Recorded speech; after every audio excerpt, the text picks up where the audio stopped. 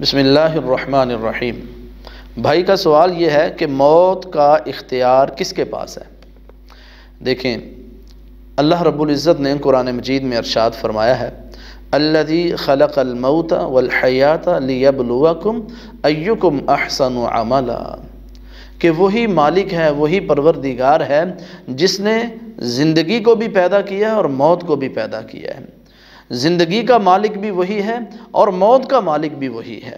جو پیدا کرنے والا ہے مالک بھی وہی ہے، جس نے ہاتھ دیے ہیں، جس نے پاؤں دیے ہیں، جس نے زبان ہمیں دی ہے، جس نے یہ خوبصورت جسم دیا ہے، جس نے یہ ہمیں تخلیق فرمایا ہے، ہمارا مالک وہی ہے، وہی عبادت کے لائق ہے، اسی کے سامنے جھکنا ہے، کیونکہ اس نے ہمیں پیدا کیا ہے۔ تو پیدا جب اس نے کیا ہے تو پھر مالک بھی وہی ہے۔ موت و حیات کا مالک صرف ایک اللہ ہے، اس کے سوا کوئی نہیں ہے۔ وما توفیقی الا باللہ۔